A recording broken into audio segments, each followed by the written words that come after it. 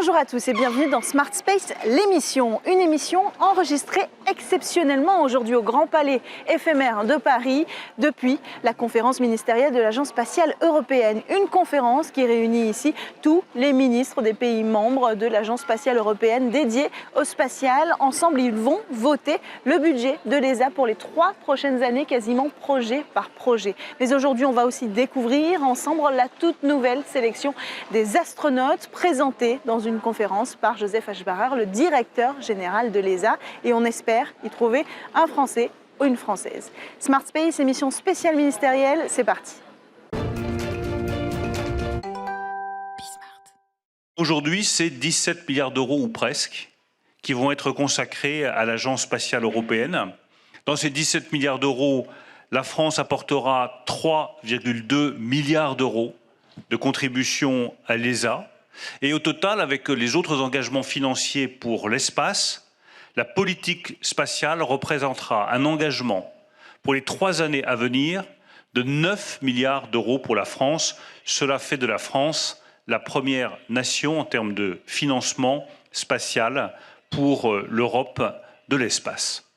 Je confirme par ailleurs que nous mettrons jusqu'à 300 millions d'euros pour la constellation de connectivité européenne qui doit nous garantir une indépendance totale stratégique en matière de communication. C'est aussi un effort financier très important que nous faisons pour être au rendez-vous de cette ambition spatiale européenne. 16,9 milliards d'euros, un budget record obtenu aujourd'hui par l'Agence spatiale européenne à Paris. Ce ne sont pas les 25% espérés par Joseph Aschbarer et annoncés il y a quelques semaines, mais quand même un budget record. Je vous propose d'écouter Bruno Le Maire au micro de Smart Space. Bonjour Bruno Le Maire. 3,2 milliards de budget proposé par la France au budget de l'Agence spatiale européenne. C'est plus qu'il y a 3 ans. Tout simplement parce que avec le président de la République, nous avons voulu réaffirmer l'ambition spatiale française. Cette ambition spatiale, à quoi est-ce qu'elle sert? Parce que beaucoup de nos compatriotes peuvent se dire c'est beaucoup d'argent pour faire quoi? D'abord, c'est beaucoup d'argent pour le climat. L'espace, c'est ce qui permet d'observer l'évolution du climat, d'observer les émissions de CO2, voir quel pays pollue, quel pays ne pollue pas, quel site industriel pollue, quel site industriel ne pollue pas. Donc d'avoir des données objectives pour accélérer la lutte contre le réchauffement climatique et prendre les bonnes décisions en matière climatique. Donc ça, c'est la première raison. La deuxième, c'est notre indépendance et notre souveraineté en matière de communication. On n'a aucune envie que tout le monde puisse écouter nos communications, pirater nos communications. Donc ça passe par une ambition spatiale. La troisième, c'est l'exploration de l'espace, c'est un volet plus scientifique. La France est une grande nation scientifique, une grande nation de science. Donc elle souhaite participer aussi à cette interrogation sur les origines de l'univers, apporter ses propres réponses. Ça suppose d'être plus indépendant en matière spatiale. Est-ce qu'on peut dire à un certain moment, quand on regarde l'enveloppe globale proposée par Elisabeth Borne de 9 milliards, 3,2 milliards finalement sont donnés au budget de l'ESA, est-ce qu'on peut dire qu'on priorise quand même l'investissement national plutôt que de tout mettre dans le budget européen? Non, je crois que les deux sont parfaitement complémentaires. Il n'y a pas d'ambition spatiale nationale sans le relais européen. Et je n'ai eu de cesse de le répéter pendant toute cette conférence. Il faut que face à la Chine et face aux États-Unis, l'Europe fasse bloc. En matière spatiale, comme dans beaucoup d'autres domaines industriels, soit nous faisons bloc, nous sommes unis, nous faisons des investissements communs et nous serons à la hauteur des défis du XXIe siècle par rapport à la Chine ou par rapport aux États-Unis, soit chacun essaye de faire cavalier seul et ça ne marchera pas. Il y a pas quand même une volonté aujourd'hui de la part de la France de pousser par ses propres moyens le secteur spatial. C'est normal qu'on pousse nos industriels, qu'on pousse les industries qui travaillent dans le domaine des satellites, des communications, des réseaux. Chaque nation fait de même. Mais ensuite, on rassemble ces efforts pour participer à cette aventure spatiale européenne. Pendant cette conférence, vous avez aussi signé un nouvel accord avec l'Allemagne et l'Italie pour la souveraineté des lanceurs. Vous aviez déjà entamé ces travaux avec eux de collaboration pour s'assurer de privilégier les lanceurs européens. Qu'est-ce qui a changé avec ce nouvel accord? Dans ce nouvel accord, il y a un certain nombre de points qui sont stratégiques à nos yeux et qu'on voulait voir figurer noir sur blanc. Le premier, c'est la préférence européenne pour les lanceurs. Ça a l'air tout simple, ça a l'air évident. C'est beaucoup plus compliqué que ça, parce que nous avons des concurrents, je pense à SpaceX, je pense à d'autres concurrents qui arrivent en proposant des lancements à prix cassé, subventionnés très souvent par les États d'origine. Donc nous avons voulu dire, quand on a nos propres lanceurs, Ariane et Vega, ben, on utilise ses propres lanceurs. C'est mieux que d'aller payer les lanceurs étrangers. Donc ça, c'est un premier principe qui a été réaffirmé dans cet accord, la préférence européenne en matière de choix des lanceurs.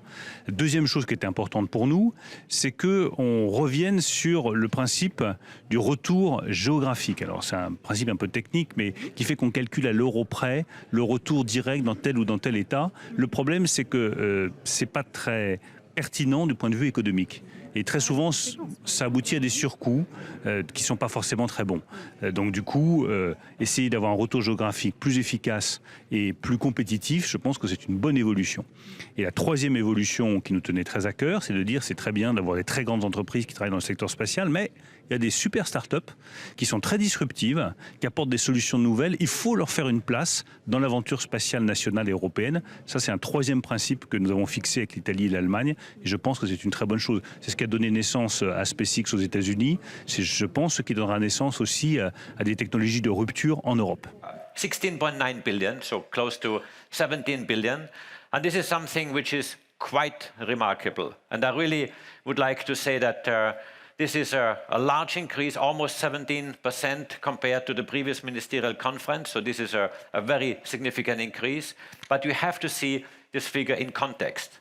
Today we have a financial crisis, we have inflation, we have an energy crisis, we have, of course, still a situation in the economy coming out of COVID, which is still a challenge for many. And despite these circumstances, with inflation being so high, I have to say that I'm very impressed by this figure, which has been achieved overall. And this is very significant, and this is really the work of all the member states.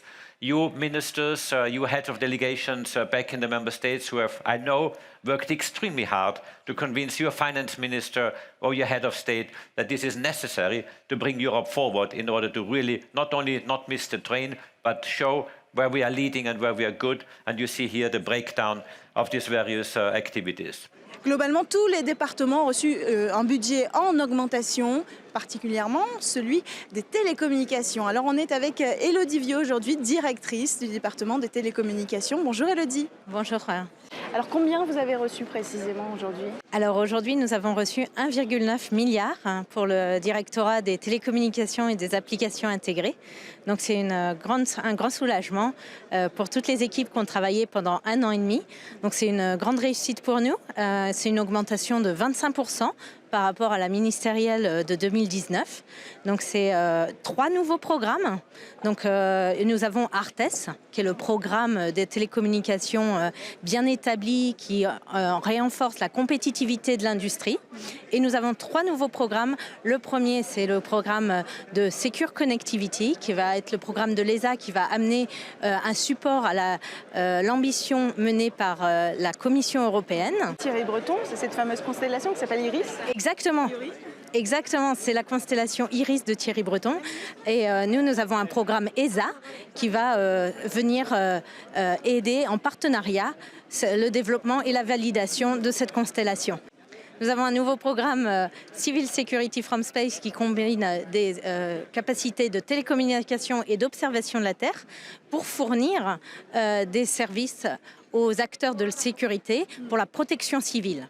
Et enfin, nous avons un programme un peu plus inspirationnel qui s'appelle Moonlight, qui est développer les télécommunications et la navigation autour de la Lune, pour développer l'économie lunaire. Et alors ça, est-ce que le budget que vous avez reçu aujourd'hui, ça va vous permettre d'enclencher ce programme Moonlight et donc d'équiper concrètement la Lune de satellites, enfin, de pouvoir aller l'explorer et communiquer autour de la Lune? Exactement. Donc concrètement, l'argent reçu aujourd'hui, grâce à nos États membres, les financements reçus nous permettent de faire le premier satellite de communication et de navigation qui sera autour de la Lune et qui sera ensuite, en espérant plusieurs financements, complétés par des satellites additionnels, mais nous allons pouvoir démarrer, avoir un système opérationnel dans les prochaines années.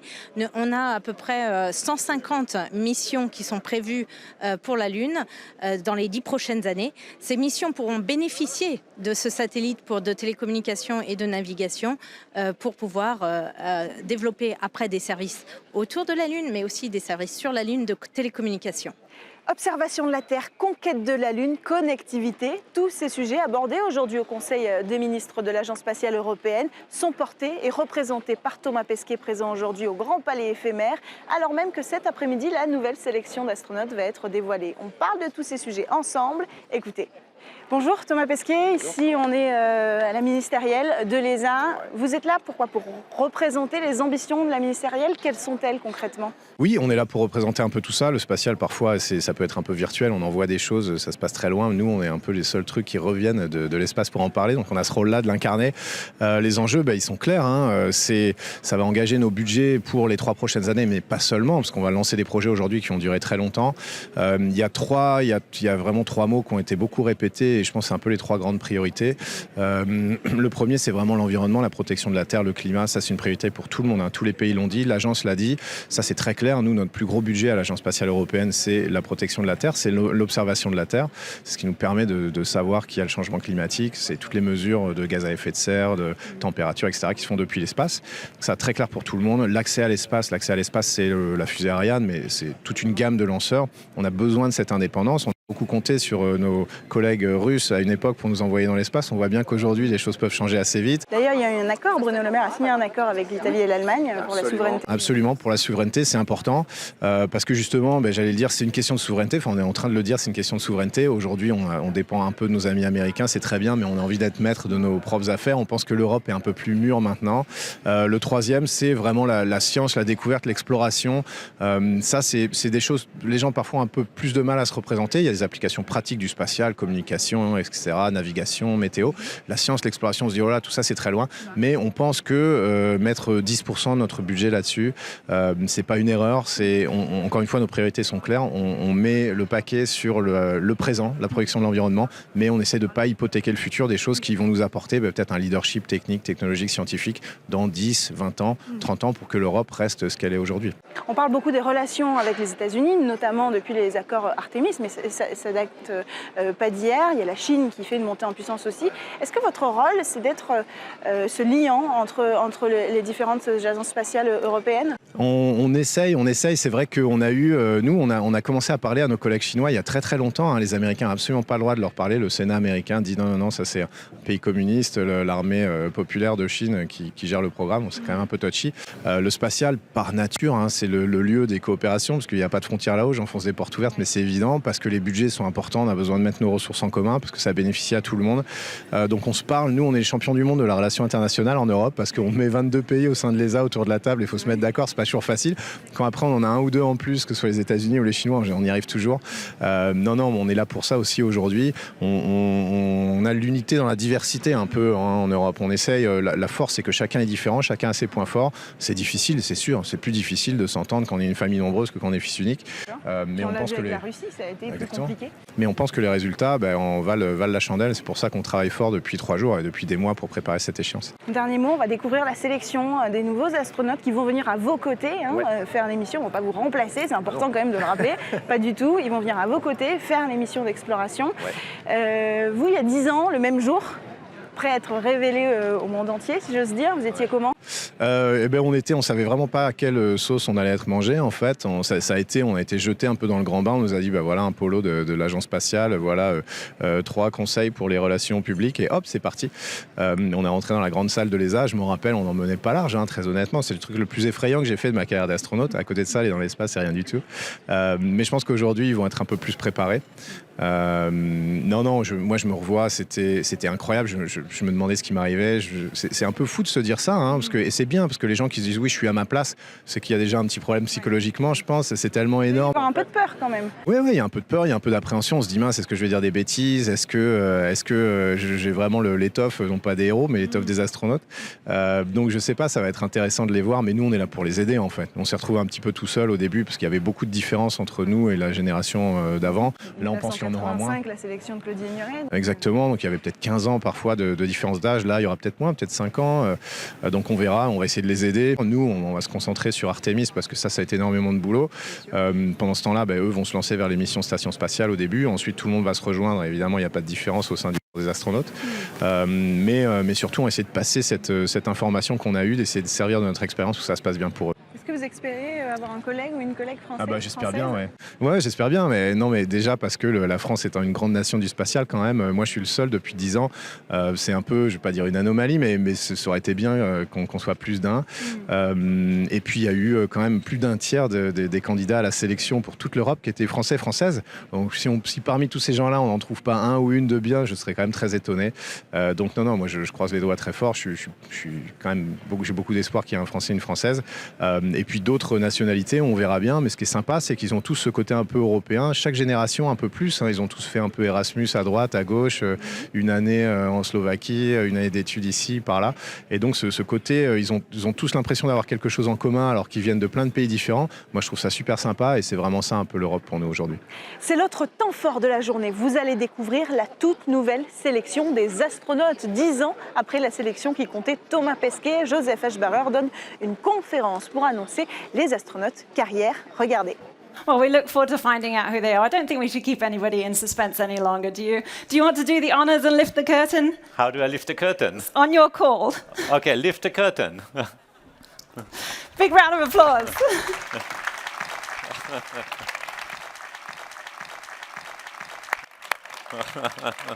Wow. Isn't this so much fun? Lots of smiles that we're seeing here on the stage. Anthea Comalini. Rosemary Coogan. Sara Garcia Alonso. And if you look at these wonderful people here, of course, the selection was about talent and about capabilities to be a fantastic astronaut. But I'm also very proud that it happens to be a very good distribution of genders. So we have almost 50% ladies in this group here, and I think that's also very important, and from very different countries. You will find out pretty soon from which countries they come. I think this is something I'm very happy about. We've worked pretty hard for the past year and a half to get here on this stage, and I think we're all very happy to be here. So my background, I'm a career officer from the French Air and Space Force. I'm a helicopter test pilot as well as an engineer. I worked at Airbus Helicopters to start with, and then I flew rescue missions and transport missions throughout Europe. I have 3,000 flight hours and flew on 22 different helicopter types as a test pilot. Wow. Fantastic. And how confident were you feeling in the run-up to today's selection? Well, I'm never confident. I mean, when you realize that there are so many candidates, you're never confident. You just make your way and hoping that the next step is going to work for you. And but now we're very happy. Okay, well, congratulations to Sophie Adano. Please do go and join John over there on the side of the stage. Thank you. Je suis très heureux du choix aussi qui a été fait des personnalités. Les deux astronautes qui ont été retenus sont tout simplement des personnes hors du commun. Ce sont des parcours qui sont exceptionnels. Je pense que c'est des modèles pour toute une génération. Ce sont des personnalités fortes qui portent une ambition, qui portent ce rêve spatial, qui prennent le relais, même si Thomas continue bien entendu de voler, de participer à cette aventure spatiale. Je le dis, mais Thomas nous a apporté énormément en termes d'images, de rêves, d'ambition. Je pense que Thomas a été un modèle et reste un modèle pour toute une génération de nos compatriotes. Je suis certain que Arnaud et Sophie seront aussi un modèle pour nos compatriotes. Et je pense très profondément dans ces moments qui sont un peu difficiles que les Françaises et les Français ont besoin de modèles sur lesquels se projeter, qui les font rêver, qui les font imaginer, qui leur montrent que dans le fond tout est possible. Même l'impossible est possible. Ça fait partie des devises françaises. Je pense que Sophie et Arnaud portent ce rêve français très haut, très fort, de manière très, très vivante, de manière très chaleureuse aussi. Et donc voilà, c'est des belles personnes et je suis content qu'ils aient été choisis. Je m'appelle Arnaud, j'ai 30 ans. Je suis ingénieur d'essai pour la Direction Générale de l'Armement. Je travaille au centre d'essai en vol de Istres dans l'équipe Rafale.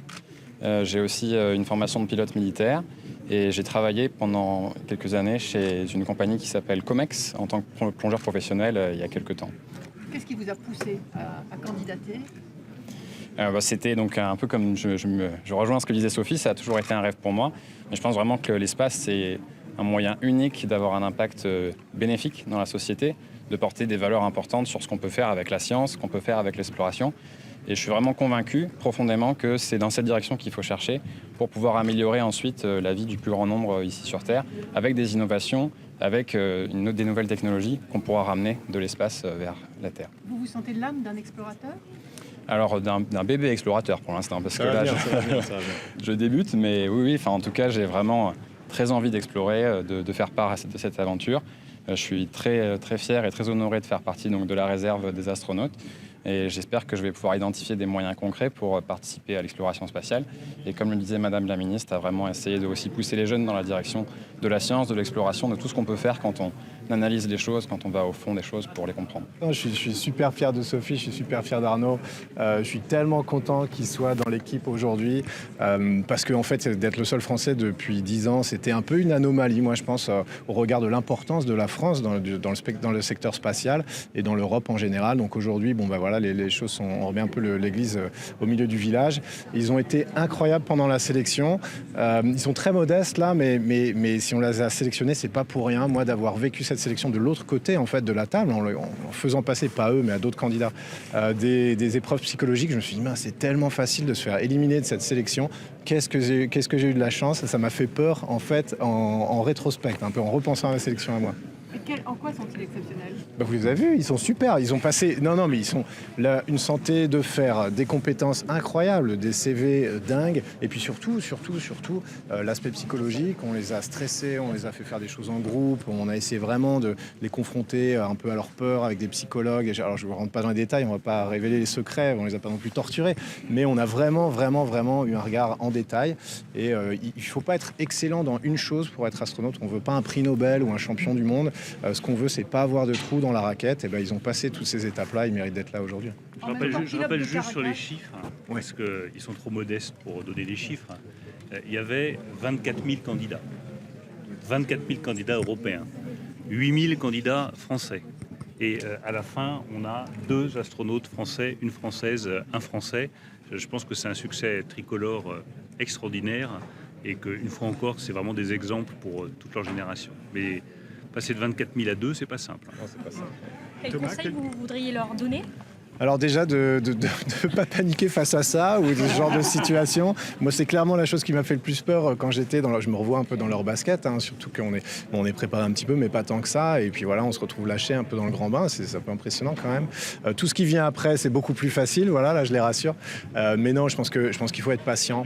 Pas patient de manière passive, on n'attend pas le bus quand on est astronaute, mais on peut attendre 7 ans, 8 ans, 10 ans. Il y a des gens qui ont attendu longtemps avant leur vol, c'est normal.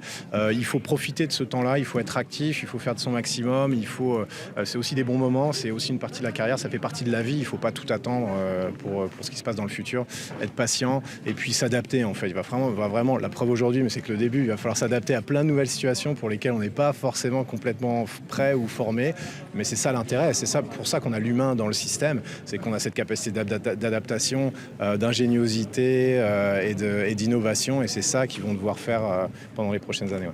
Alors ça n'a pas été facile, mais on va vous présenter maintenant Sophie Adno, l'astronaute française sélectionnée par l'Agence spatiale européenne, qui est déjà en train de répondre à des questions.